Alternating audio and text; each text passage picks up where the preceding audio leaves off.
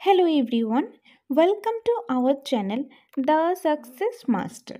আমি সুস্মিতা আর আমি আজকে তোমাদের জন্য জিওগ্রাফি থেকে নতুন একটা ইম্পর্ট্যান্ট একটা টপিক নিয়ে এসেছি। টপিকটা হলো বায়ুর উষ্ণতা তারতম্যের কারণ, ফ্যাক্টর এফেক্টিং টেম্পারেচার। তো এই টপিকটা নিয়ে আজকে আমরা আলোচনা করব। তো জিওগ্রাফি থেকে যে সিলেবাসের মধ্যে রয়েছে টেট, এসটিজিটি এবং সিটেটের মধ্যে যে সিলেবাসগুলি রয়েছে তার আগের টপিকগুলি অলরেডি করিয়েছি, যেগুলি আমাদের চ্যানেল দ্য সাকসেস মাস্টারে আপলোডেড আছে। তো তোমরা চাইলে প্লেলিস্টে গিয়ে আগে সেই ভিডিওগুলি দেখে নিতে পারো, তাহলে আজকের ক্লাসটা তোমাদের জন্য অনেকটাই হেল্পফুল হবে, নয়তোবা তোমাদের একটু বুঝতে অসুবিধা হয়ে যাবে। তো তোমাদের বলবো আগে সেই ক্লাসগুলি দেখে নাও, তারপর আজকে ক্লাসটা দেখো, তাহলে তোমাদের জন্য অনেকটা হেল্পফুল হবে। তো আজকের ক্লাসটা খুবই গুরুত্বপূর্ণ ক্লাস, তো তোমরা ভিডিওটা স্কিপ না করে লাস্ট পর্যন্ত দেখতে থাকো, তাহলে তোমাদের টেটের জন্য, সিটেটের জন্য এবং এসটিজিটি এক্সামের জন্য খুবই হেল্পফুল হবে। আর তাছাড়া কোনো কোয়েরিজ থাকলে, কোনো কনফিউশন থাকলে তোমরা স্ক্রিনে দেওয়া নাম্বারে যোগাযোগ করতে পারো। তাছাড়া আমাদের কোচিং সেন্টার দ্য সাকসেস মাস্টারে আমাদের কাছে টেটের জন্য কিন্তু নোটসও অ্যাভেলেবেল রয়েছে। তোমরা যদি নোটস নিতে চাও কিংবা অফলাইন কোচিং নিতে চাও, সেটার জন্য তোমরা আমাদের সাথে যোগাযোগ করতে পারো। তো সেটা নিতে গেলে তোমরা কীভাবে নেবে বা প্রাইসটা কত হবে অফলাইন ক্লাস করতে গেলে বা নোটসটা নিতে গেলে, সেটা আমি সম্পূর্ণ বিষয়টা বলে দেবো। আগে তোমরা একটু ধৈর্য ধরে ক্লাসটা দেখো, তারপর বাকি বিষয়গুলো আমি বলে দিচ্ছি। তো দেরি না করে আজকের ক্লাসটা শুরু করছি। তো টপিকটা হলো ফ্যাক্টর এফেক্টিং টেম্পারেচার, অর্থাৎ বায়ুর উষ্ণতা তারতম্যের কারণ। যে বায়ুমণ্ডলে উষ্ণতা তারতম্যের কারণগুলি কী কী? তো আমরা জানি বায়ুমণ্ডলে যে উষ্ণতা রয়েছে, যে টেম্পারেচার রয়েছে, সেই টেম্পারেচারটা কি, টেম্পারেচার সব জায়গাতে সমান হয় না।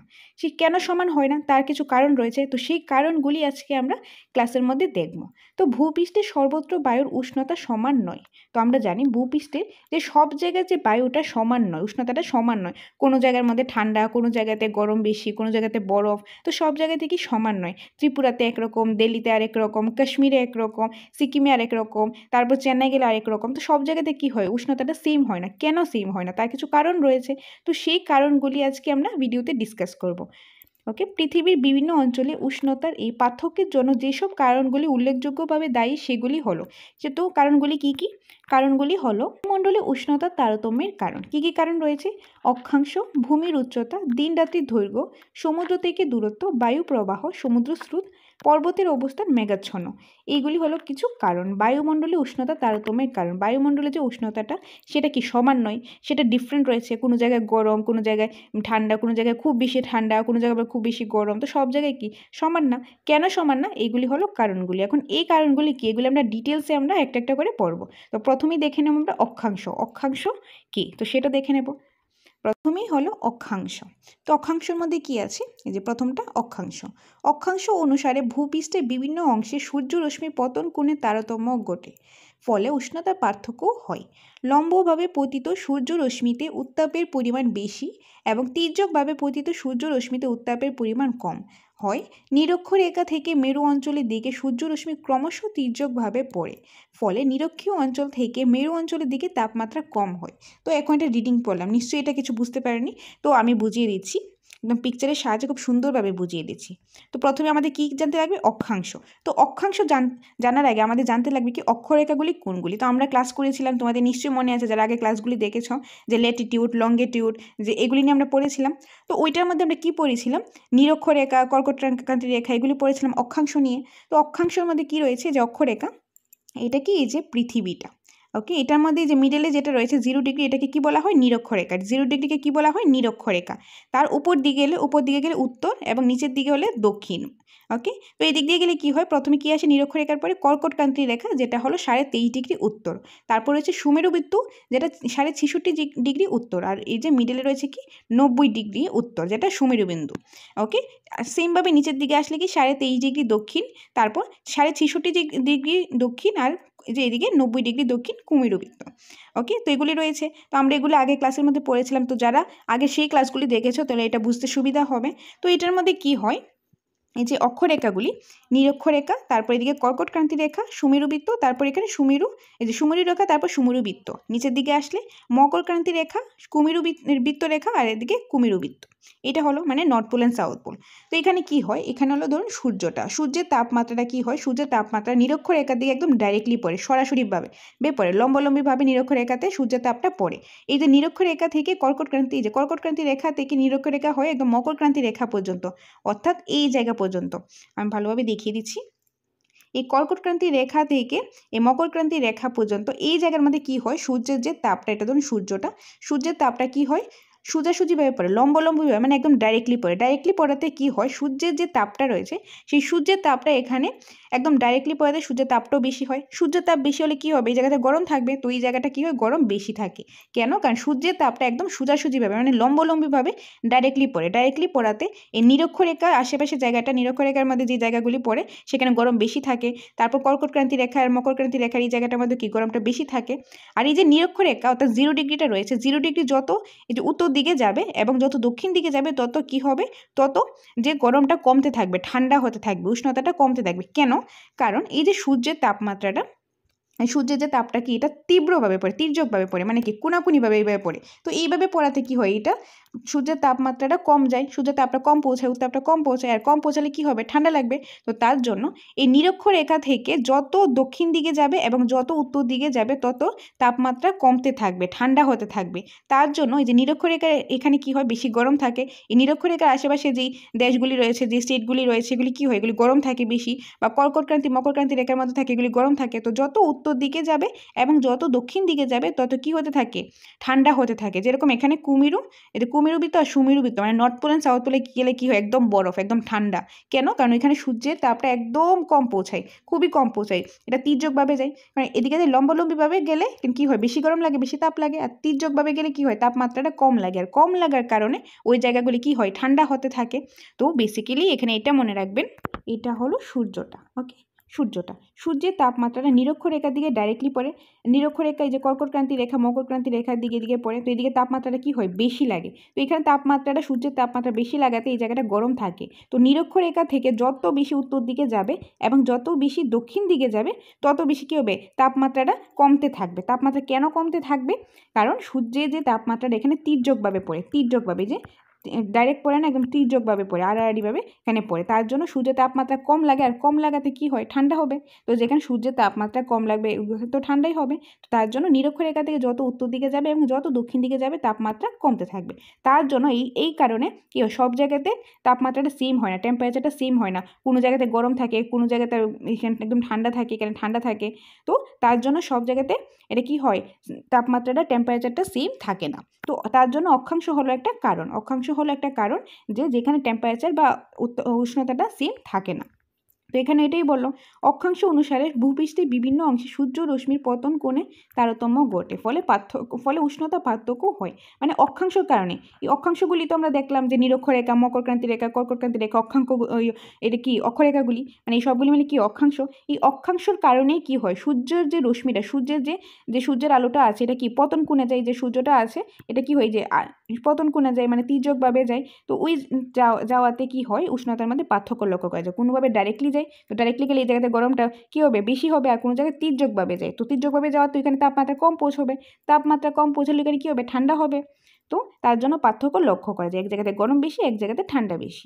লম্বভাবে পতিত সূর্য রশ্মিতে উত্তাপের পরিমাণ বেশি এবং তির্যকভাবে পতিত সূর্য রশ্মিতে উত্তাপের পরিমাণ কম হয়। নিরক্ষরেখা থেকে মেরু অঞ্চলের দিকে সূর্য রশ্মি ক্রমশ তির্যকভাবে পড়ে, ফলে নিরক্ষীয় অঞ্চল থেকে মেরু অঞ্চলের দিকে তাপমাত্রা কম হয়। তো এখানে এটাই বলো, যখন যে জায়গাতে ডাইরেক্টলি পড়ে, নিরক্ষরেখা যেখানে থাকে, এখানে সূর্যের তাপমাত্রা কী হয়, ডাইরেক্টলি পড়া, তো এই জায়গাতে গরম বেশি থাকে। আর যত উত্তর দিকে যাবে এবং যত দক্ষিণ দিকে যাবে তত কী হবে, সূর্যের তাপমাত্রা তির্যকভাবে পড়বে। আর তির্যকভাবে পড়াতে কী হয়, সূর্যের তাপমাত্রাটা বেশি পৌঁছাবে না, কম পৌঁছাবে। তার জন্য ওই জায়গাতে ঠান্ডাও বেশি থাকে। তো যত উত্তর দিকে এবং যত দক্ষিণ দিকে যাবে তাপমাত্রাও কমতে থাকবে। তো এটা হলো one of the reason. Okay, next, তারপর অক্ষাংশের পরে আমরা দেখে নেব ভূমির উচ্চতা। এটা হলো আরেকটা কারণ টেম্পারেচার সেম না থাকার কারণ, যে কোনো জায়গায় গরম, কোনো জায়গায় ঠান্ডা, এটাও একটা রিজন। তো এইটা যে কী রিজন সেটা আমি বলে দিচ্ছি। যেরকম সমুদ্রতল থেকে যত উপরে ওঠা যায় বায়ুর উষ্ণতা ততই হ্রাস পেতে থাকে, অর্থাৎ ভূমির উচ্চতা বৃদ্ধির সঙ্গে সঙ্গে বায়ুর উষ্ণতা হ্রাস পায়। এই কারণে যে স্থানটি সমুদ্রতল থেকে যত উঁচুতে অবস্থিত তার উষ্ণতা তত কম হয়, এবং সমুদ্রতল থেকে কম উচ্চতার অবস্থিত স্থানে উষ্ণতা বেশি হয়। তো এটাকে আমি বুঝিয়ে দিচ্ছি একদম পিকচারের সাহায্যে। যেরকম এখানে আছে, উচ্চতা অনুসারে উষ্ণতা কমার কারণ কি, মানে যত উচ্চতা বাড়বে উষ্ণতাও কমবে। তো আমরা আগে ক্লাসগুলিতে পড়েছিলাম, তোমাদের নিশ্চয়ই মনে আছে, ট্রপোস্ফিয়ার, স্ট্র্যাটোস্ফিয়ার এগুলি যে পড়েছিলাম। তো আমরা কি পড়েছিলাম, ট্রপোস্ফিয়ার যে সবচেয়ে নিচের স্তরটা ট্রপোস্ফিয়ার স্তরের মধ্যে কী হয়, যত উচ্চতা বাড়বে, যত উপর দিকে যাবে তত কী হবে, উষ্ণতা টেম্পারেচারটা কমতে থাকবে। মানে যত ট্রপোস্ফিয়ার স্তরে উচ্চতা বাড়লে উষ্ণতা কমতে থাকবে, উপর দিকে উঠবে মানে কী হবে, উষ্ণতাটা কমতে থাকবে। তো এইটা ধরুন পাহাড়, ওকে, এটা হলো পাহাড়। তো এখানে সূর্যটা রয়েছে, ওকে, এখানে সূর্যটা রয়েছে। তো এখানে সূর্যতাপ লাগছে বা এখানেও সূর্যতাপ লাগছে। তো কোথাও বেশি হওয়ার কথা, বেশি গরম লাগার কথা, বেশি তাপমাত্রা লাগার কথা এখানে নিশ্চয়ই। কিন্তু ট্রপোস্ফিয়ার স্তরে কী হয়, উচ্চতা যখন বাড়বে মানে যখন উপর দিকে যাবে ট্রপোস্ফিয়ার স্তরে, উষ্ণতা কী হবে, উষ্ণতা তো কমতে থাকবে। তো তার জন্য সূর্যের তাপমাত্রা এখানে থাকলে কী হয়, এখানে বেশি গরম লাগে। আর পাহাড়ের উপরে, এখানে যদি উপরে ওঠা হয় তাহলে এটা সমুদ্রতল মানে সমুদ্র নিচের জায়গা থেকে যে মাটিটা থাকে বা সমুদ্র পৃষ্ঠ থেকে উপর দিকে উঠলে কি হয়, তাপমাত্রাটা কমতে থাকে, উষ্ণতাটা কমতে থাকে। কেন কমতে থাকে, কারণ ট্রপোস্ফিয়ার স্তরে আমরা আগের ক্লাসগুলিতে পড়েছি, আগের ক্লাসটা না দেখলে এটা তোমরা বুঝতে পারবে না, তার জন্য আগে ওই ক্লাসটা দেখে নাও, তাহলে এটা বুঝতে সুবিধা হবে। ট্রপোস্ফিয়ার স্তরে উচ্চতা বাড়ার সাথে সাথে উষ্ণতা কমতে থাকে, এটা মনে রাখবে। ট্রপোস্ফিয়ার স্তরে যত উপর দিকে উঠবে তত উষ্ণতাটা টেম্পারেচারটা কমতে থাকবে। তো তার জন্য এখানে এই পাহাড়ের নিচের জায়গার তুলনায় এই যে উপরের জায়গাতে ঠান্ডাটা বেশি লাগে। যেরকম ধরো হিমালয়, ওকে, হিমালয় পর্বত, যেরকম ধরো আমরা সিকিম গেলাম, সিকিমে কি কেন পাহাড়ি জায়গা। তো সিকিম যেতে গেলে কোথায় দিকে যেতে লাগে, শিলিগুড়ি থেকে, যেটা ওয়েস্ট বেঙ্গলে অবস্থিত। তো শিলিগুড়ি জায়গাতে গেলে দেখবে কী হবে, গরম লাগবে। শিলিগুড়ি থেকে আমরা দার্জিলিং গেলাম বা সিকিম গেলাম, তো সিকিমের জায়গাটা পাহাড়ি জায়গা বা দার্জিলিংয়ের জায়গাটা পাহাড়ি জায়গা। তো ওইখানে গেলে কি হয়, ওই সিকিমের এখানে গেলে দেখবে একদম ঠান্ডা, ওইখানে গেলে সোয়েটার পরে বা একদম খুব ঠান্ডা লাগে। আবার শিলিগুড়িতে আসলে গরম লাগে। কেন, কারণ যে সিকিমের জায়গায় ওটা পাহাড়ি জায়গা। তো পাহাড়ের উপরের জায়গায় গেলে কি হয়, ট্রপোস্ফিয়ার স্তরে যখন উপর দিকে যায় তখন টেম্পারেচার কী হতে থাকে, উষ্ণতা কমতে থাকে, হ্রাস পেতে থাকে, তার জন্য ওই জায়গাতে গেলে ঠান্ডা লাগে। তো এটা একটা কারণ যে কোনো জায়গায় ঠান্ডা, কোনো জায়গায় গরম। যেরকম সিকিম আর দার্জিলিং বা শিলিগুড়ি যে এক্সাম্পলটা দিলাম, শিলিগুড়ি থেকে দার্জিলিং যেতে কত লাগে, 3-4 ঘন্টা। কিন্তু 3-4 ঘন্টার মধ্যে অনেকটা ডিফারেন্স। শিলিগুড়িতে গেলে এত গরম, আবার ওইখানে যদি আমরা যাই যে দার্জিলিং বা সিকিম, ওইখানে গেলে ঠান্ডা লাগে। যেরকম আমরা যদি জুন জুলাই টাইমেই যাই তাহলে কি হয়, সিকিমের মধ্যে খুব বেশি গরম থাকলো, শিলিগুড়িতে, আর শিলিগুড়ি থেকে সিকিম গেলাম তখন এখানে গেলে ঠান্ডা লাগে। কেন, এই যে এইটা একটা রিজন। ওইটা পাহাড়ি জায়গা ঠিকই, পাহাড়ি জায়গার কারণে কী হয়, ট্রপোস্ফিয়ার স্তরে যত উপরের দিকে যাবে উচ্চতা বাড়ার সাথে সাথে উষ্ণতা কমতে থাকবে। তো তার জন্য এটা একটা রিজন যে সব জায়গার মধ্যে টেম্পারেচারটা, উষ্ণতাটা সেম থাকে না। ওকে, তো এইটাই হলো যে ভূমির উচ্চতা। ওকে, আশা করি ভূমির উচ্চতাটা বুঝতে পেরেছো। তো আমি আরেকবার পড়ে দিচ্ছি। সমুদ্রতল থেকে যতই উপরে ওঠা যায় বায়ুর উষ্ণতা ততই হ্রাস পেতে থাকে। মানে সমুদ্রতল থেকে যত উপর দিকে উঠবে তত উষ্ণতা কী হবে, উষ্ণতাটা হ্রাস পেতে থাকবে, মানে কমতে থাকবে।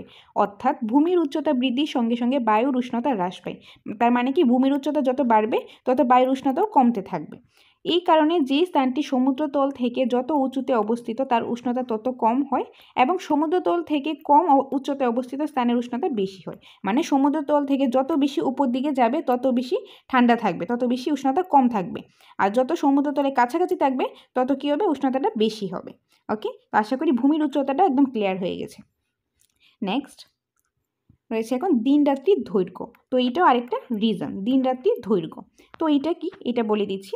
দিন রাত্রির দৈর্ঘ্যের হ্রাস বৃদ্ধির জন্য বিভিন্ন স্থানের মধ্যে উষ্ণতা তারতম্য পরিলক্ষিত হয়। দিন বড় এবং রাত্রি ছোট হলে দিনের সময় শোষিত তাপের সবটাই রাত্রে বিকিরিত হতে পারে না, ফলে উষ্ণতা বৃদ্ধি পায়। আবার দিন ছোট ও রাত্রি বড় হলে দিনের সময় বায়ুমণ্ডলে যে পরিমাণ তাপ শোষণ করে রাত্রে তার চেয়ে বেশি তাপ বিকিরিত হয়, ফলে বায়ুমণ্ডল শীতল হয়ে পড়ে। তো এইটা আমি এক্সাম্পলের সাহায্যে বুঝিয়ে দিচ্ছি। যেরকম তোমরা আগে মনে রাখবে, যে মাটিটা রয়েছে, মাটিটা কি হয়, খুব বেশি ঠান্ডা, মানে খুব তাড়াতাড়ি ঠান্ডা হয়ে যায়, আবার খুব তাড়াতাড়ি গরম হয়ে যায়। সূর্যের আলো পড়লো, একদম তাড়াতাড়ি গরম হয়ে গেল, আবার রাত্রেবেলা খুব তাড়াতাড়ি ঠান্ডা হয়ে যায়। মানে মাটিটা গরমও হয় তাড়াতাড়ি, আবার ঠান্ডাও হয় তাড়াতাড়ি। আর আরেক দিকে জলটা কি হয়, জলটা যেরকম ঠান্ডা হতেও টাইম লাগে, আবার এটা গরম হতেও টাইম লাগে। যে সূর্যের আলো পড়লে কি হয়, গরম হবে, কিন্তু এটা টাইম লাগে। জলটা সূর্যের আলো পড়লে গরম হতে টাইম লাগে, বা যখন রাত্রেবেলা জলটা কি হয়, ঠান্ডা হতেও টাইম লাগে। আর মাটিটা গরম হতেও টাইম লাগে না, জল আবার ঠান্ডা হতেও টাইম লাগে না। ওকে, এখন বাকিটা আমি বলে দিচ্ছি। যেরকম এখানে কি বলো, দিন রাত্রির দৈর্ঘ্যটা কি হয়, অনেক সময় দিন বড় হয় আবার রাত্রি ছোট হয়। তো দিন যখন বড় হয়, ধরুন দিনটা বড়, তো দিনটা বড় হলে কি হয়, সূর্যের তাপটা বেশি পড়ে।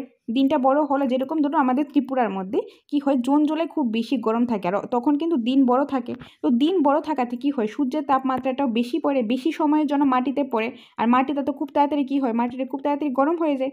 তো সূর্যের তাপটা বেশি সময়ের জন্য মাটিতে পড়ে, তার জন্য এটা খুব গরম থাকে, দিনটা বড় হয়। তো দিনটা বড় হয় আর ওইদিকে রাত্রিটা ছোট হয়। রাত্রিটা ছোট হলে কি হয়, যখন সারাদিন কি হয়, সূর্যের তাপটা মাটিতে লাগে, মাটিটা খুব বেশি গরম হয়ে যায়, সূর্যের তাপটা বেশি সময়ের জন্য হয়, কারণ দিনটা তখন বড় থাকে।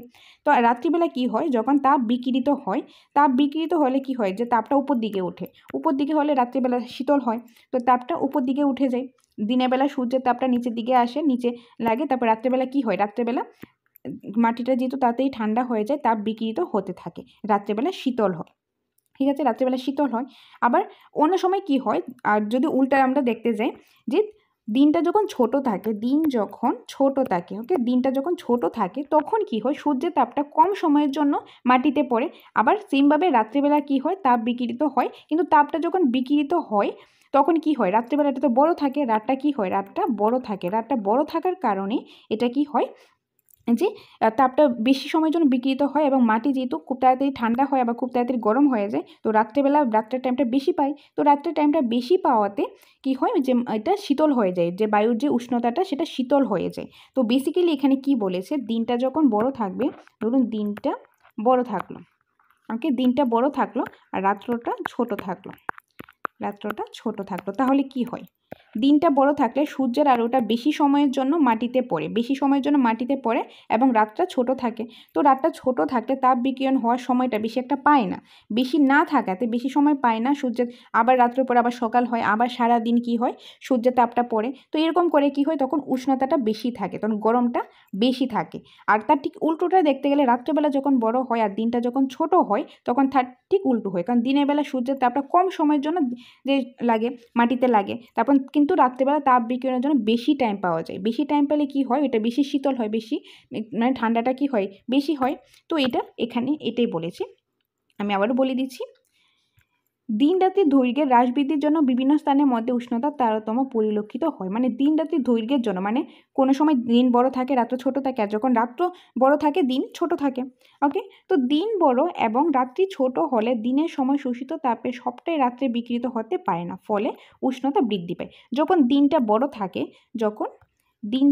থাকে, এবং রাত্রিটা ছোট থাকে, তখন কি হয়, সারাদিন সূর্যের আলোটা মাটিতে পড়ে বেশি সময়ের জন্য। তো বেশি সময়ের জন্য পড়াতে কি হয়, খুব বেশি গরম লাগে, মাটিটা গরম হয়ে যায়, খুব বেশি গরম লাগে। এবং রাত্রিটা যেহেতু রাত্রিটা ছোট হওয়ার কারণে কি হয়, তাপটা বিকিরিত হতে বেশি একটা টাইম পায় না। বেশি টাইম না পাওয়াতে যে তাপটা রয়েছে সেই তাপটা থেকে যায়, আবার রাত্রের পর সকাল হয়, তো সকাল হলে আবার কি দিনের বেলা আবার বেশি তাপ আসে, তো ওই যে সময় বেশি গরম লাগে, বেশি উষ্ণতাটা বেশি বৃদ্ধি পাওয়া যায়। যেরকম জুন জুলাই টাইমে আমাদের ত্রিপুরাতে যেরকম হয়, তো কীরকম হয়, তখন দিনটা বড় থাকে, সূর্যের তাপটা বেশি আসে, মানে বেশি টাইমের জন্য আসে, আর রাত্রিটা ছোট হওয়ার কারণে রাত্রেবেলা কী হয়, তাপটা বেশি বিকিরিত হতে পারে না, বেশি একটা টাইম পায় না, তার জন্য উষ্ণতাটা বেশি থাকে, টেম্পারেচার বেশি থাকে, তার জন্য ওই সময় গরমও বেশি লাগে। আর দিন যখন ছোট হয় আর রাত্রিটা যখন বড় হয়, তার ঠিক উল্টোটা হয়। দিন ছোট হলে কি হয়, সূর্যের তাপমাত্রাটা কম লাগবে, কম সময়ের জন্য লাগবে। তো কম সময়ের জন্য আসলে যেহেতু মাটিটা তাড়াতাড়ি বেশি ঠান্ডা হয়ে যায় বা তাড়াতাড়ি গরমও হয়ে যায়, কম সময়ের জন্য তাপমাত্রা লাগলে, আর রাত্রিটা বড় হওয়ার কারণে তাপমাত্রাটা কি হয়, যে তাপটা যে শোষণ করে ওটা রাত্রিবেলা যখন বিকিরিত হয়, তা খুব বেশি সময় পায়, বেশি সময়ের জন্য তাপ বিকিরিত হতে পারে, তো তাপটা কি হয়, উপরের দিকে আবার চলে যায়। তো উপরের দিকে চলে গেলে কি হয়, যে বায়ুমণ্ডলটা শীতল হয়ে যায়। তো তার জন্য আমাদের এখানে মানে বায়ুমণ্ডলে খুব শীতল হয়ে পড়ে, ঠান্ডা ঠান্ডা থাকে। যেরকম ডিসেম্বর বা এখানে জানুয়ারিতে কী হয়, দিন ছোট থাকে আর রাত্রিটা বড় থাকে। আর অন্যদিকে জুন জুলাই টাইমে কি হয়, দিনটা বড় থাকে, রাত্রিটা ছোট থাকে। তো বেসিক্যালি এখন এটা মনে রাখবেন যে দিন বড় থাকলে আর রাত্রিটা ছোট থাকলে গরমটা বেশি থাকবে, উষ্ণতাটা বেশি থাকবে। আর দিন ছোট রাত্রি বড় হলে এদিকে বায়ুমণ্ডলটা কী হবে, শীতল থাকবে, মানে ঠান্ডা থাকবে। ওকে, তো আশা করি দিন রাত্রির দৈর্ঘ্যটা ভালোভাবে বুঝতে পেরেছেন। আর কোনো কনফিউশন থাকলে কমেন্টের মাধ্যমে জানাবেন, তাহলে আমি সেপারেটভাবে ভালো করে বুঝিয়ে দেবো অন্য একটা ক্লাসের মধ্যে। ওকে, এনিওয়ে, নেক্সট। ওকে, সো নেক্সট, সমুদ্র থেকে দূরত্ব। এখন আরেকটা রিজন হলো সমুদ্র থেকে দূরত্ব। তো সমুদ্র থেকে কতটুকু দূরত্ব ওইটার উপর ডিপেন্ড করে ওই জায়গাটা ঠান্ডা হবে না গরম হবে, ওইটা ডিপেন্ড করে। ওকে, তো আমি আগে পিকচারের সাহায্যে বুঝিয়ে দিচ্ছি, তারপর আমি এই জিনিসটা পড়ছি। ওকে, সো এখানে দেখতে পাচ্ছ ম্যাপটা রয়েছে, ইন্ডিয়ার ম্যাপটা রয়েছে। তো এখানে সমুদ্র রয়েছে। একটা এক্সাম্পল দিয়ে বুঝিয়ে দিচ্ছি, যেরকম এখানে হলো দিল্লি, এখানে দিল্লি, আর এখানে মহারাষ্ট্রের যে ক্যাপিটালটা সেটা হলো কি মুম্বাইটা কি দেখো একদম সমুদ্রের কাছে আছে, আর এখানে দিল্লি। তো আমরা যেহেতু আগে পড়েছি মাটিটা কি হয়, মাটিটা খুব তাড়াতাড়ি ঠান্ডাও হয়ে যায় আবার খুব তাড়াতাড়ি গরমও হয়ে যায়। ওকে, আর এইদিকে জলটা কি হয়, জলটা গরম হতেও টাইম লাগে আবার ঠান্ডা হতেও টাইম লাগে। তো এখানে দেখো দিল্লিতে কি হয়, দিল্লিটা সমুদ্র থেকে দূরে আছে, সমুদ্র থেকে অনেকটাই দূরে আছে। তো এখানে মাটিটা যেহেতু আছে, তো মাটিটা কি হয়, এখানে সূর্যের তাপ যখন লাগে এখানে খুব তাড়াতাড়ি গরম, মানে খুব তাড়াতাড়ি কি গরম হয়ে যায়, উষ্ণতাটা বেশি থাকে, তাপমাত্রাটা বেশি থাকে। আবার যখন শীতের দিনে কি হয়, শীতের দিনে আবার ঠান্ডাটাও বেশি থাকে। ওকে, তো দিল্লির মধ্যে অনেক সময় দেখবে টেম্পারেচারটা 50 ডিগ্রি পর্যন্তও চলে যায়, আবার এদিকে ঠান্ডার দিনে কমতে কমতে যে 7 ডিগ্রি 8 ডিগ্রি এরকমও হয়ে যায়। ওকে, তো এখানে ঠান্ডাও বেশি হয় বা গরমও বেশি হয়, কারণ এখানে মাটিটা খুব তাড়াতাড়ি ঠান্ডাও হয়ে যায় আবার মাটিটা খুব তাড়াতাড়ি গরমও হয়ে যায়। এটা সমুদ্র থেকে দূরত্বে আছে তার জন্য। আর আরেকটা হলো মহারাষ্ট্রের মধ্যে যে মুম্বাই, যেরকম ধরো মুম্বাইটা আছে, মুম্বাইটা একদম সমুদ্রের কাছে। তো সমুদ্রের কাছে যেহেতু জলটা কি হয়, জলটা ঠান্ডা হতেও টাইম লাগে আবার জলটা গরম হতেও টাইম লাগে। তার জন্য যে আগেটা নিশ্চয়ই পড়েছো দিন রাত্রি দৈর্ঘ্য, ওইটার উপর ডিপেন্ড করে, ওইটার সাথে কিন্তু এটাও কানেক্টেড। তো ওইটা বুঝলে এটা অটোমেটিকলি বুঝতে পারবে। এনিওয়ে, তো জলটা কি হয় খুব তাড়াতাড়ি ঠান্ডাও হয়ে যায় আবার জলটা খুব তাড়াতাড়ি মানে ঠান্ডা হয় না আবার তাড়াতাড়ি গরমও হয় না, মানে জলটা বেসিক্যালি টাইম লাগে। মাটিটা যেরকম সাথে সাথে গরম হয়ে যায় আবার খুব তাড়াতাড়ি ঠান্ডাও হয়ে যায়, জলটা তার ঠিক উল্টো, ঠান্ডা হতেও টাইম লাগে আবার গরম হতেও টাইম লাগে। তার জন্য এখানে কি হয়, মুম্বাইটা অনেক সময় দেখবে যে বেশি গরমের দিনে কি হয় 30 ডিগ্রি 31 ডিগ্রি এরকম হয়, বাট আর ঠান্ডা দিনে আস্তে আস্তে কি হয়, ঠান্ডা দিনে 15 ডিগ্রি বা 16 ডিগ্রি এরকম হয়ে থাকে। ওকে, সো অ্যাভারেজ এরকম হয়ে থাকে, এটার মধ্যে খুব বেশি একটা ঠান্ডাও থাকে না খুব বেশি একটা গরমও থাকে না। আর অন্যদিকে দিল্লির দিকে দেখতে গেলে গরমের সময় খুব বেশি গরম থাকে আবার ঠান্ডা দিনেও খুব বেশি ঠান্ডা থাকে। কেন, কারণ মাটি এখানে, তো মাটির কারণে মাটিটা খুব বেশি তাড়াতাড়ি ঠান্ডাও হয়ে যায় তাড়াতাড়ি গরমও হয়ে যায়। অন্যদিকে যারা জলের কাছাকাছি সমুদ্রের কাছাকাছি যে জায়গাগুলি আছে ওই জায়গাতে না বেশি গরম থাকে না বেশি ঠান্ডা থাকে। তো এটা একটা রিজন।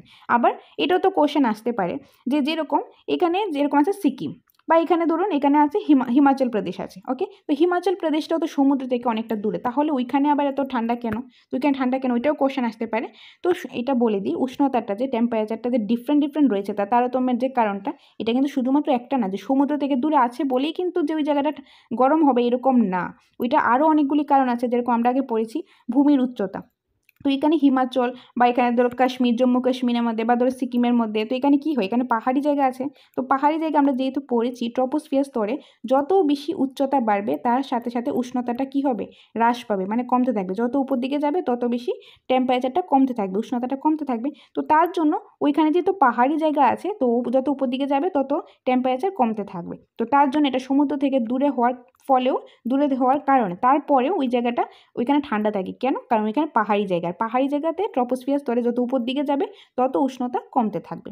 ওকে, তো শুধুমাত্র ভূমির উচ্চতা বা শুধুমাত্র যে সমুদ্রের দিক দিয়ে রয়েছে যে টেম্পারেচার কারণটা যে এটা কম হবে না বেশি হবে এরকম না, এটা কিন্তু অনেকগুলি কারণ রয়েছে। তো সবগুলি কারণে আমাদের মাথায় রাখতে লাগবে।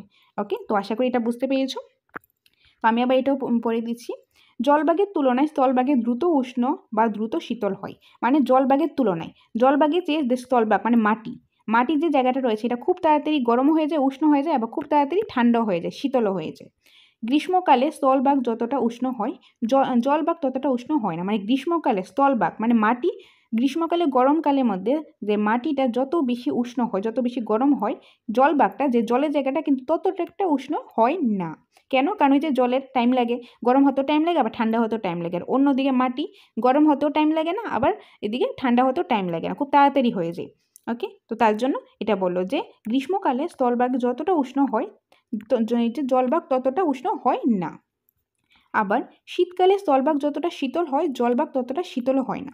আবার এখানে শীতকালের মধ্যে স্থলভাগটা কি যতটা ঠান্ডা হয়, শীতকালের মধ্যে মাটিটা বা ঠান্ডা থাকে বেশি আবার জলটা একটা শীতল হয় না। বেসিক্যালি এখানে কি বললো যে মাটি আছে, মাটিটা কি স্থলভাগ, আমরা আগেই পড়েছি মাটিটা কি, মাটিটা তাড়াতাড়ি ঠান্ডাও হয়, মাটিটা তাড়াতাড়ি গরমও হয়। আর অন্যদিকে জলটা ঠান্ডা হতেও টাইম লাগে, আবার গরম হতেও টাইম লাগে। তার জন্য এখন গরমকালে মাটিটা যত বেশি গরম হয়, ওকে, মাটিটা যত বেশি গরম হয় এই যে জলটা তত একটা বেশি গরম হয় না। অন্যদিকে যে শীতকালেও সেমভাবে এই যে মাটিটা যত বেশি ঠান্ডা হয় জলটা সে একটা ঠান্ডা হয় না।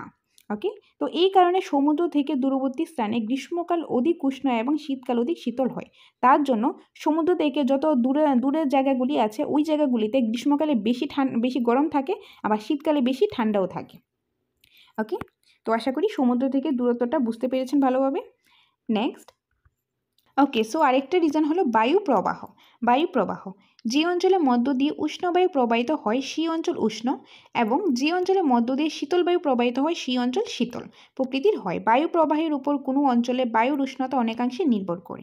তো বায়ু প্রবাহটা কি, যে অঞ্চল দিয়ে, যেই জায়গা দিয়ে উষ্ণ বায়ু প্রবাহিত হয়, মানে যে অঞ্চল দিয়ে গরম বাতাস যায় সেই অঞ্চলটা কি হয়, সেই অঞ্চলটা উষ্ণ থাকে মানে গরম থাকে। আর যে জায়গা দিয়ে যে ঠান্ডা বাতাস যায় সেই জায়গাটা ঠান্ডা থাকে। তো বেসিক্যালি ধরো এটা একটা জায়গা, ওকে, তো এটা একটা জায়গা, একটা এক্সাম্পল দিচ্ছি, এটা একটা জায়গা। তো এদিক দিয়ে গরম বাতাস যাচ্ছে, তো এদিক দিয়ে গরম বাতাস গেলে এই জায়গাটাও কি গরম থাকবে, আর এদিক দিয়ে তো ঠান্ডা বাতাস যাচ্ছে তো এই জায়গাটাও কি ঠান্ডা থাকবে। ওকে, তো এইটাই বলো। তো বায়ু প্রবাহটাও ডিপেন্ড করে যে ওই জায়গাটা কীরকম হবে, যে বাতাসের উপর মানে বায়ু প্রবাহের উপর ডিপেন্ড করে। গরম বাতাস গেলে গরম জায়গা থাকবে, ঠান্ডা বাতাস গেলে ঠান্ডা জায়গা থাকবে। তো এটার উপর ডিপেন্ড করে উষ্ণতাটা, টেম্পারেচারটা কীরকম হবে। তো ওকে, তো এটা একটা রিজন। নেক্সট, এখানে কিছু আছে যে উষ্ণ বায়ু, শীতল বায়ু এরকম আছে, যেরকম লু হলো একটা উষ্ণ, এই যে উষ্ণ শুষ্ক বায়ু। লুটা কি একটা উষ্ণ শুষ্ক বায়ু, যেটা উত্তর পশ্চিম ভারত দিয়ে প্রবাহিত হয়। মানে এরকমভাবে কোশ্চেন আসতে পারে যে উত্তর পশ্চিম ভারত দিয়ে প্রবাহিত হয় এরকম একটি যে বায়ু প্রবাহের নাম, তখন অপশানের মধ্যে লু থাকলো, তখন আমরা আনসার করতে পারবো যে লু। বা এরকমও হতে পারে যে উষ্ণ শুষ্ক, নিচের অপশানগুলির মধ্যে কোনটা উষ্ণ শুষ্ক বায়ু, তখন লু থাকলো তো লু দিতে পারবো আমরা। তো এরকমভাবে আরও কিছু রয়েছে। ফন, এটা একটা নাম, উষ্ণ শুষ্ক বায়ু, যেটা প্রবাহিত হয় ইউরোপের রাইন উপত্যকায়। তারপর চিনুক বায়ু প্রবাহ, যেটা হলো উষ্ণ শুষ্ক রকি পার্বত্য অঞ্চলে পূর্ব ডালে প্রবাহিত হয়। দেন মিস্ট্রাল হলো একটা শীতল বায়ু, আলপস পর্বত থেকে ফ্রান্সের দিকে প্রবাহিত হয়। তো এগুলি হলো কিছু যে এখানে রয়েছে বায়ু প্রবাহের নাম, আর কোনটা শীতল কোনটা উষ্ণ শুষ্ক, তো এগুলি মুখস্থ করতে লাগবে। এগুলি ছাড়াও আরও কিছু আছে যেগুলি আমাদের নোটসের মধ্যে আপনারা পেয়ে যাবেন। ওকে, তো এগুলি মুখস্থ করতে লাগবে, কারণ এগুলি থেকে কিন্তু খুব কোশ্চেন আসে। ওকে, খুবই ইম্পর্ট্যান্ট একটা পার্ট। এটা ছিল বায়ু প্রবাহ। তারপর রয়েছে সমুদ্র স্রোত। তো এটাও হলো আরেকটা রিজন। তো এটা পিকচারের সাহায্যে আগে বুঝিয়ে দিচ্ছি সমুদ্র স্রোতটা কী। তো এখানে দেখুন, এখানে পিকচারটা আছে যে এখানে রেড কালার রয়েছে, আবার ব্লু কালারও রয়েছে। তো রেড কালারগুলি এখানে বোঝাচ্ছে যে গরম সমুদ্র স্রোত। তো যে এখানে উষ্ণ মানে গরম সমুদ্র স্রোতটা প্রবাহিত হয় ওই জায়গাটাও গরম থাকবে। আর যে জায়গা দিয়ে ব্লু কালার সমুদ্র স্রোত মানে শীতল সমুদ্র স্রোত প্রবাহিত হয় ওই জায়গাটাও কী থাকে, ওই জায়গাটাও শীতল থাকে। ওকে, তো এখানে পিকচারের মধ্যে তোমরা দেখতে পাচ্ছ যে গরম যেগুলি কোনগুলি বোঝায়, যে রেড কালার যেগুলো রয়েছে ওগুলো হলো উষ্ণ সমুদ্র স্রোত, আর ব্লু কালারগুলি হলো যে শীতল সমুদ্র স্রোত। তো যেই জায়গা দিয়ে উষ্ণ সমুদ্র স্রোত প্রবাহিত হয় ওই জায়গাটা কী হয়, ওই জায়গাটা উষ্ণ হয় মানে গরম থাকে। আর যেই জায়গা দিয়ে যে শীতল সমুদ্র স্রোত প্রবাহিত হয় ওই জায়গাটাও কী হয়, শীতল থাকে। তো যেই জায়গা দিয়ে শীতল সমুদ্র স্রোত প্রবাহিত হয় জায়গাটা যেহেতু ঠান্ডা থাকে, শীতল থাকে, তো ওইখানে কী হয়, ওইখানে বাষ্পীভূত হয় না, জলীয় বাষ্প হয় না। তো বাষ্পীভূত না হলে মেঘ হবে না, আর মেঘ না হলে বৃষ্টি হবে না, বৃষ্টি না হলে গাছপালা হবে না। তো ওই জায়গাতে কী থাকে, যে ডেজার্ট থাকে। ওকে, তো যেই জায়গাতে যে শীতল সমুদ্র স্রোত প্রবাহিত হয় ওই জায়গাটা ঠান্ডা থাকে, ওই জায়গাতে ঠান্ডা হওয়ার কারণে জলীয় বাষ্প হয় না, জলীয় বাষ্প না হওয়াতে মেঘ হয় না, বৃষ্টি হয় না, বৃষ্টি না হওয়াতে ওইখানে বসবাসযোগ্য হয় না, ওই জায়গাটা একদম ডেজার্ট হয়ে যায়। ওকে, ডেজার্ট হয়ে যায়, মরুভূমি থাকে। আর যেই জায়গা দিয়ে গরম সমুদ্র স্রোত মানে এই যে গরম সমুদ্র স্রোত প্রবাহিত হয় ওই জায়গাটাও গরম থাকে। ওই জায়গাটা গরম হওয়ার কারণে মানে কী হয়, ওইখানে জলীয় বাষ্প হয়, বাষ্পীভূত হওয়ার কারণে মেঘ হয়, মেঘ হওয়াতে বৃষ্টি হয়, দেন বৃষ্টি হওয়াতে ওইখানে গাছপালা হয়, মানুষ থাকার যোগ্য হয়। তো যেই জায়গাতে শীতল সমুদ্র স্রোত প্রবাহিত হয় ওই জায়গাটা ঠান্ডা থাকে, ঠান্ডা থাকলে ওইখানে মরুভূমি থাকে, ডেজার্ট থাকে। আর যে জায়গাতে গরম সমুদ্র স্রোত প্রবাহিত হয় জায়গাটাও গরম থাকে, আর তার সাথে সাথে ওইখানে মানুষ থাকারও মানে বসবাস করার যোগ্য থাকে, ওইখানে গাছপালা থাকে, বৃষ্টি হয়, তো মানুষ থাকারও ওই জায়গাটা যোগ্য হয়। ওকে, তো এটাই হলো সমুদ্র স্রোত। ওকে, তো সমুদ্র স্রোত হলো আরেকটা রিজন যে টেম্পারেচারটা অনেক জায়গায় ঠান্ডা থাকে, অনেক জায়গায় গরম থাকে। এখানে কি আছে, সমুদ্র স্রোত বায়ু উষ্ণতা তারতম্যের অন্যতম নিয়ন্ত্রক। সমুদ্রের যে উপকূল অঞ্চল বরাবর উষ্ণ সমুদ্রস্রোত প্রবাহিত হয় সেই অঞ্চলে বায়ুমণ্ডল উষ্ণ এবং যে অঞ্চলে শীতল সমুদ্রস্রোত প্রবাহিত হয় তার পার্শ্ববর্তী অঞ্চলে বায়ুমণ্ডল শীতল প্রকৃতির হয়। তো এখানে এটাই বলো সমুদ্রস্রোত উষ্ণতার তারতম্যের আরেকটা রিজন, এটা একটা রিজন। আর যেই জায়গা দিয়ে সমুদ্রস্রোত মানে উষ্ণ গরম সমুদ্রস্রোত যায় ওই জায়গাটাও কি হয়, ওই জায়গাটাও মানে উষ্ণ থাকে, গরম থাকে। আর যেই জায়গা দিয়ে শীতল সমুদ্রস্রোত প্রবাহিত হয় ওই জায়গাটাও কি হয়, শীতল থাকে। ওকে, সো নেক্সট রয়েছে সমুদ্র স্রোতের পরে পর্বতের অবস্থান। পর্বতের অবস্থান, তো পর্বতের অবস্থানটা কি আমি বুঝিয়ে দিচ্ছি। যেরকম এখানে এটা ধরুন একটা পাহাড়, ওকে, এটা একটা পাহাড়, এদিক দিয়ে বাতাস আসছে, এদিক দিয়ে গরম বাতাস, এটা একটা একদম গরম বাতাস আসলো। তো গরম বাতাস আসলে কি হবে, এখানে এসে এটা কি হবে, এটা এখানে এসে আটকে যাবে, এটা তো আর পাহাড় এখানে ভেঙে যেতে পারবে না, এখানে এসে আটকে যাবে বাতাসটা। তখন বাতাসটা কি হবে, উপর দিকে যাবে, বাতাসটা কি করবে, উপর দিকে যাবে। উপর দিকে গেলে কি হবে, যেহেতু আমরা পড়েছি ট্রপোস্ফিয়ার স্তরে উচ্চতা বাড়ার সাথে সাথে উষ্ণতা কি হবে, উষ্ণতাটা কমতে থাকবে, উষ্ণতা হ্রাস পাবে। তো যখন এখানে গরম বাতাসটা আটকে যাবে তখন উপর দিকে যাবে, উপর দিকে গেলে কি হবে, এটা ঠান্ডা হয়ে যাবে। কারণ উপর দিকে গেলে মানে উচ্চতা বাড়ার সাথে সাথে তো উষ্ণতাও কমতে থাকে, ঠান্ডা হতে থাকে। তার জন্য উপর দিকে যখন যাবে এদিকে আসতে থাকে এটা কি হয়ে যাবে, এদিকে ঠান্ডা হয়ে যাবে, এদিকে এই বাতাসটা এদিকে আসলে ঠান্ডা হয়ে যাবে। তার জন্য বলা হয় এখানে মানে পার্শ্ববর্তী যে দুই সাইডে থাকলে অনেক সময় এক সাইডে গরম বাতাস আর এক সাইডে ঠান্ডা বাতাস থাকতেই পারে। ওকে, তো এখানে এটাই বললো পর্বতের অবস্থান। উষ্ণ বায়ু এবং শীতল বায়ুর গতিপথে আড়াআড়িভাবে কোনো পর্বতশ্রেণী অবস্থান করলে বায়ু প্রবাহ ওই পর্বতশ্রেণীতে বাধাপ্রাপ্ত হয়, ফলে পর্বতের উভয় দিকে উষ্ণতার তারতম্য পরিলক্ষিত হয়। মানে যদি উষ্ণ বায়ু মানে গরম বাতাস আর শীতল বায়ু ঠান্ডা বাতাস যদি গতিপথে তার রাস্তার মধ্যে যদি আড়াআড়িভাবে কোনো পর্বত পড়ে, পাহাড় পড়ে, এটা কি করে তাদেরকে বাধা দিছে, যেদিকে গরম বাতাস এসেছে, গরম বাতাস আসার কারণে কি হয়েছে, এখানে বাধা দিয়েছে, তো এদিকে যেতে পারেনি, তো উপর দিকে এইভাবে করে যেতে লাগে, উপর দিকে গিয়েছে, তার জন্য কী হয়েছে, এটা ঠান্ডা হয়ে গেছে, শীতল বায়ু হয়ে গেছে। তো শীতল বায়ু হয়ে এদিকে এসে আবার এখানে শীতল বায়ু হয়েছে, আবার নিচের দিকে আসলে আবার এটা গরম হয়ে যাবে। তো তার জন্য দুই দিকে কি হয়, দুই দিকে সেম বাতাস থাকে না, একদিকে উষ্ণ আর একদিকে শীতল বাতাস থাকে। তো এই কারণেও এখানে উষ্ণতার তারতম্য লক্ষ্য করা যায়, মানে পার্থক্যটা লক্ষ্য করা যায়, এক জায়গায় ঠান্ডা আর এক জায়গায় গরম। ওকে, তো এটাই হলো পর্বতের অবস্থান। আশা করি বুঝতে পেরেছো তোমরা। নেক্সট মেঘাচ্ছন্নতা, খুবই ইম্পর্ট্যান্ট একটা পার্ট মেঘাচ্ছন্নতা। তো আমি আগে বুঝিয়ে দিচ্ছি মেঘাচ্ছন্নতাটা। তো এখানে ধরুন এটা হলো মাটি, ওকে, এটা হলো মাটি, এখানে সূর্যটা রয়েছে। তো সূর্যের তাপটা কি হয়, সূর্যের তাপটা মাটিতে এসে পড়ে, তো কি হয়, মাটিটা খুব তাড়াতাড়ি গরম হয়ে যায় বা খুব তাড়াতাড়ি ঠান্ডাও হয়ে যায়। তো সূর্যের তাপটা যখন মাটিতে এসে পড়ে দিনের বেলা তখন এটা কি হয়, গরম হয়ে যায়। তো আর রাত্রিবেলা কি হয়, রাত্রিবেলা এই তাপটা মহাশূন্যে তাপ বিকিরিত হয়ে মহাশূন্যে ফিরে যায়, তখন এটা কি হয়, এটা ঠান্ডা হয়ে যায়, মানে শীতল থাকে। কিন্তু যদি এখানে মেঘ থাকে, এখানে ধরুন মেঘ আছে, মেঘ থাকলে কি হয়, সূর্যের তাপটা দিনের বেলা এখানে লাগলো, এখানে গরম হলো, কিন্তু তাপটার উপরে যেতে পারলো না, মহাশূন্যে ফিরে যেতে পারলো না। কেন পারলো না, কারণ এখানে মেঘ রয়েছে, এখানে মেঘ থাকাতে, ক্লাউড থাকাতে এখানে তাপটা আটকে গেছে। এখানে তাপটা আটকে গেলে এখানে কি হবে, তাপটা যদি এখানে আটকে যায়, এখানে উপরে যেতে পারলো না, তাপটা আটকে যাওয়াতে এখানে বেশি উষ্ণ হলো, মানে গরম লাগলো। তো রাত্রেবেলা যদি মেঘ থাকে তাহলে ওই রাত্রটা বেশি কি গরম থাকে। কেন, কারণ তাপটার বিকৃত হয়ে মহাশূন্যে যেতে পারে না, মহাশূন্যে ফিরে যেতে পারে না, তার জন্য এখানে মেঘের এখানে আটকে যায়, মেঘের এখানে আটকে যাওয়াতে এখানে তাপটা এখানেই চলাফেরা করে, আর এখানে চলাফেরা করাতেই এখানে উষ্ণ হয়, মানে গরম থাকে। তো রাত্রেবেলা যদি মেঘ বেশি থাকে তাহলে কি হয়, মেঘ থাকলে কি হয়, ওই জায়গাটা ওই রাত্রটা গরম হয়। আবার অন্যদিকে আরেকটা জিনিস, যেরকম এটা মাটি আর এটা হলো সূর্যটা, তো সূর্যের তাপটা দিনের বেলা যখন সূর্যের তাপটা আসবে, কিন্তু দিনের বেলা আবার যদি মেঘ থাকে, এখানে ধরুন মেঘ আছে দিনের বেলা, তো দিনের বেলা মেঘ থাকলে কি হবে, সূর্যের তাপটা ডাইরেক্টলি এসে পৌঁছতে পারবে না, মেঘের জন্য এসে পৌঁছতে পারবে না, খুব কম আসবে। আর কম আসলে কি হবে, এটা শীতল থাকবে। আর শীতল থাকলে এখানে শীতল থাকবে বা তাপটা কম আসবে, তাপটা যে আছে ওই তাপটা রাত্রেবেলা আবার মহাশূন্যে ফিরে যাবে, তখন এটা শীতল থাকবে। তো বেসিক্যালি এখানে বলেছে যদি দিনের বেলা মেঘ থাকে তাহলে ওই দিনটা শীতল থাকবে, মানে ঠান্ডা থাকবে, আর রাত্রেবেলা মেঘ থাকলে ওই রাত্রটা গরম থাকবে। ওকে, তো এখানে কি বলেছে, মেঘাচ্ছন্ন আকাশ বা ঘন মেঘের আবরণ দিনের বেলা সূর্য রশ্মিকে ভূপৃষ্ঠে পৌঁছতে বাধা দেয়, আবার রাত্রির সময় ভূপৃষ্ঠ থেকে বিকিরিত তাপকে মহাশূন্যে ফিরে যেতে বাধা দেয়, ফলে বিকিরিত তাপ মেঘের দ্বারা বাধাপ্রাপ্ত হয়ে পুনরায় পৃথিবীতে ফিরে আসে। এই কারণে আকাশ মেঘাচ্ছন্ন থাকলে দিনের বেলা উত্তাপ কমে আর রাত্রিবেলা উত্তাপ বৃদ্ধি পায়। এইভাবে মেঘাচ্ছন্নতা বায়ুর উষ্ণতার তারতম্যে প্রভাব বিস্তার করে। মানে যখন আকাশের মধ্যে মেঘ থাকে, ঘন মেঘ থাকে, তখন দিনের বেলা সূর্য সূর্যরশ্মি কী হয়, দিনের বেলা যখন আকাশে মেঘ থাকে তো সূর্যের যে রশ্মিটা, সূর্যের তাপটা পৃথিবীতে এসে পৌঁছতে পারে না বা কম পৌঁছালে কি হয়, আবার কি হয়, কম পৌঁছালে এটা মহাশূন্যে ফিরে যায় তাপটা, তো আর বেশি এসে পৌঁছতে পারে না। তখন দিনের বেলা মেঘ থাকলে ওই জায়গাটা ঠান্ডা, মানে ওই দিনটা কী থাকে, ঠান্ডা থাকে, মানে উত্তাপটা কম থাকে। আবার অন্যদিকে যখন রাত্রিবেলা যখন মেঘ থাকে তখন কি হয়, যে রাত্রিবেলা মেঘ থাকলে আর যে সূর্যের তাপটা ওইটা মহাশূন্যে ফিরে যেতে পারে না, মহাশূন্যে ফিরে যেতে না পারায় তাপটা কি হয়, পৃথিবীতে থাকলে কি হয়, জায়গাটা গরম থাকে। তো বেসিক্যালি দিনের বেলা মেঘ থাকলে ওই দিনটা শীতল থাকে, ঠান্ডা থাকে, আর রাত্রিবেলা মেঘ থাকলে ওই রাত্রটা গরম থাকে। ওকে, তো এটা হলো মেঘাচ্ছন্নতা। তো এগুলি ছিল কিছু রিজন যেগুলির জন্য বায়ুর উষ্ণতা তারতম্যে প্রভাব বিস্তার করে, মানে বায়ুর উষ্ণতাটা তার মধ্যে ডিফারেন্স দেখা যায়, পার্থক্যটা লক্ষ্য করা যায়। এই হলো কিছু কারণ। তো আশা করি সবগুলি কারণ তোমরা বুঝতে পেরেছো। যদি কোনো কনফিউশন থাকে তাহলে কমেন্ট বক্স ওপেন আছে, সেখানে কমেন্ট করে অবশ্যই জানাতে পারো।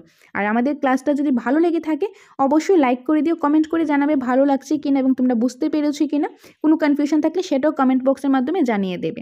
তো এখন বলে দিচ্ছি, আমাদের কোচিং সেন্টার দ্য সাকসেস মাস্টারে আমাদের এখানে কিন্তু টেটের জন্য অফলাইন কোচিংয়ের সুবিধা রয়েছে এবং নোটসও রয়েছে। তো তোমরা যদি অফলাইন কোচিং নিতে চাও বা তোমরা যদি নোটস নিতে চাও তাহলে তোমরা স্ক্রিনে দেওয়া নাম্বারে যোগাযোগ করতে পারো।